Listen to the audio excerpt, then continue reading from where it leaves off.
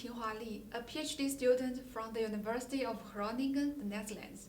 Today I'm going to talk about our work, the source sinking control of unicycle robots with 3D printed flexible piezoresistive sensors.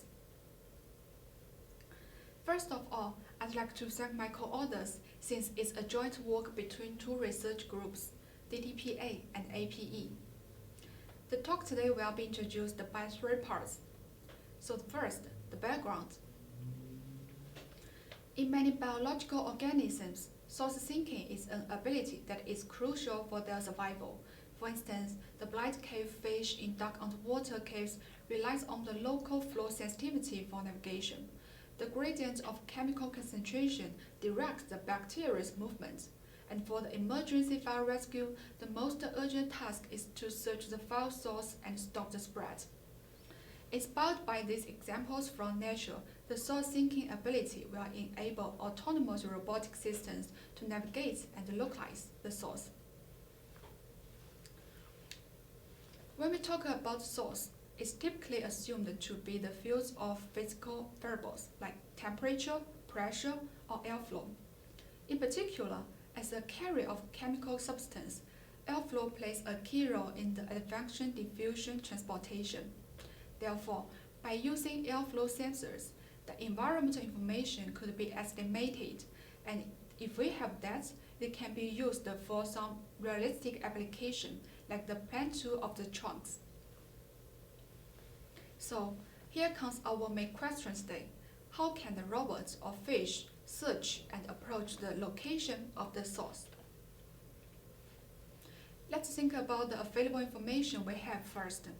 For the source sinking problem, we mainly focus on two subjects, the global or local information, like the signal strength and robot position. This can be obtained from multiple sensor systems, which could provide the field of flow information by its magnitude. The related work mainly focuses on the gradient approximation, like the extreme sinking control and APF.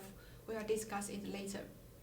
But for some realistic application, the global information is not always accessible, like the deep sea and underwater.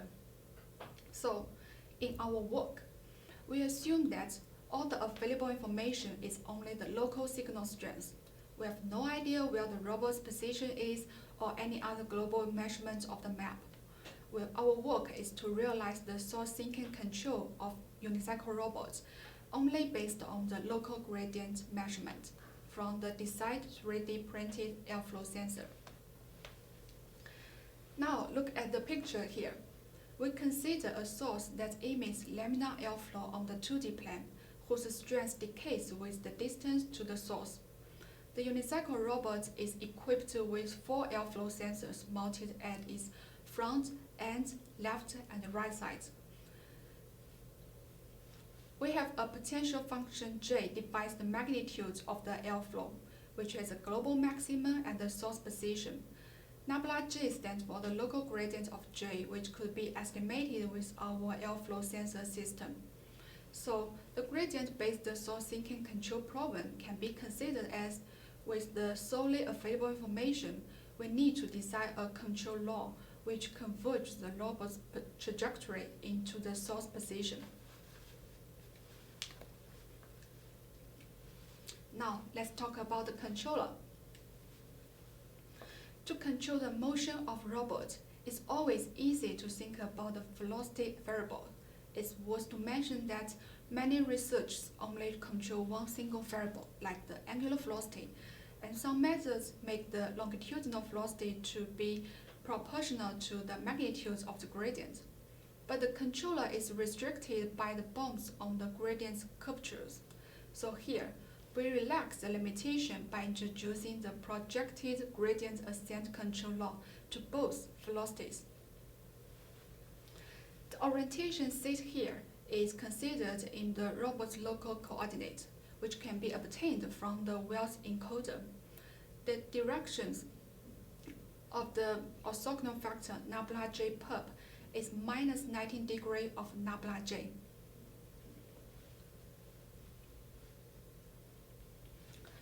Assume that we could estimate the correct gradient direction. These two gradient factors could be the key reference how we control the orientation and velocity of a robot. By projecting the orientation factor onto the gradient nabla j and nabla j perp, if the robot is running away from the source, the longitudinal velocity would be decreased, but the angular velocity would be increased instead for pushing the robot back to the source. So here we have the closed loop system dynamics. However, the above method relies on the airflow factor measurement from the sensor system. We may ask, what if one of the sensors stops working during the motion? In this case, the real-time airflow gradient factor may no longer be available, so we need a fault-tolerant mechanism for control. In this case, the gradient nabla j is not available. We still need the remaining working sensors to measure the potential function j and use it in the fault-tolerant mechanism to estimate the gradient nabla j again. We will discuss this with extreme thinking control.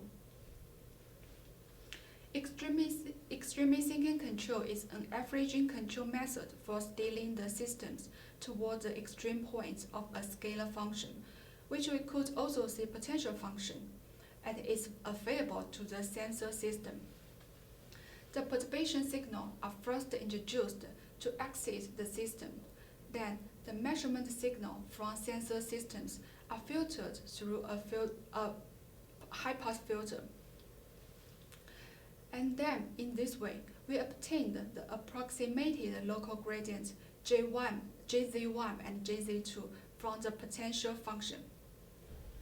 The projected gradient ascent control law is still the same with what we discussed just now.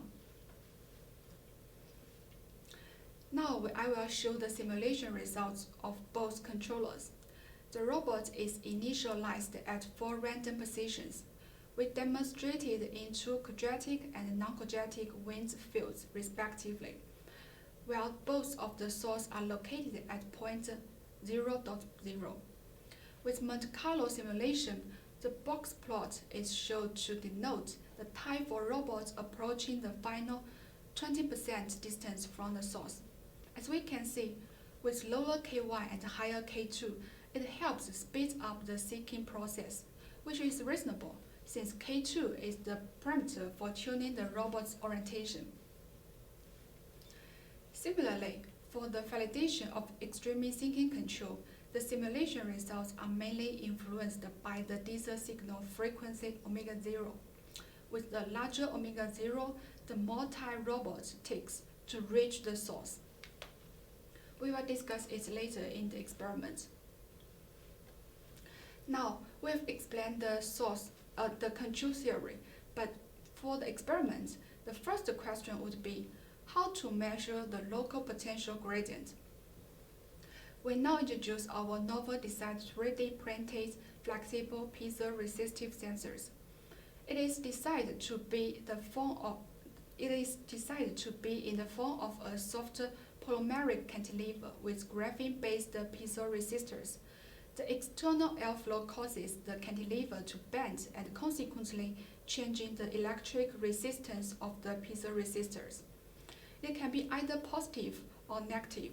It depends on the state of the cantilever. We also tested the piezoresistive response to the airflow velocity in the range of 0 to 5 meters per second and used a wind tunnel for calibration.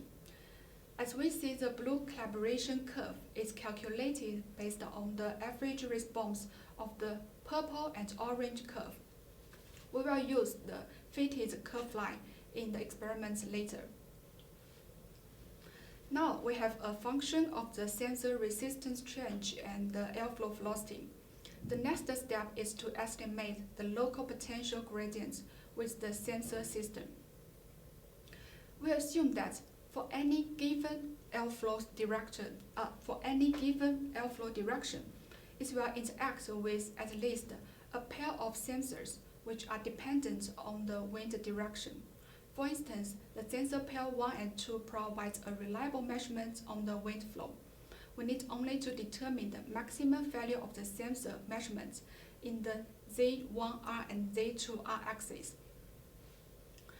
In this case, the airflow velocity factor can be defined, and we will calculate the local potential gradient very clearly. For all experiments, we use an Naxos robot. It can be modeled as Unicycle by transfer the velocity of each wheels. The 4 sensors were all mounted on the 4 sides of the mobile robot. A 10-bit ADC input is decided as front end to capture and estimate the airflow velocity from the resistance change. The experiments were conducted in the lab where an industry fan was considered as a source, an airflow source. First, the projected gradient ascent control law was validated. From the videos, it is true that sometimes the robot trajectory was affected by the noisy measurement of the turbulent flow. However, the proposed control method is still able to seek the source robustly against this disturbance. For the extremely sinking combined experiment, this time we only mounted 2 sensors on the robot. As the multiple experiments show, the higher omega-0 leads to a slower source sinking motion and low amplitude oscillation. For averaging system, a higher frequency is preferred, but for experiment implementation, the physical limitation has to be also considered. As a conclusion, without knowing any global information of the environment or the robot itself, and only based on the local signal measurements from novel designed airflow sensor, we proposed 2 main source sinking control methods for Unicycle mobile robots. Both of the velocities are controlled with the gradient estimation.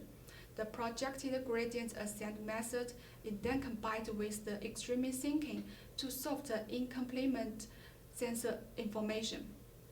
We also proved the asymptotic convergence of the robot to the source. The detailed proof can be also found in our full paper, as well as the experimental video can be found in our YouTube channel. Thanks for your attention and welcome to contact us if you are interested in our work.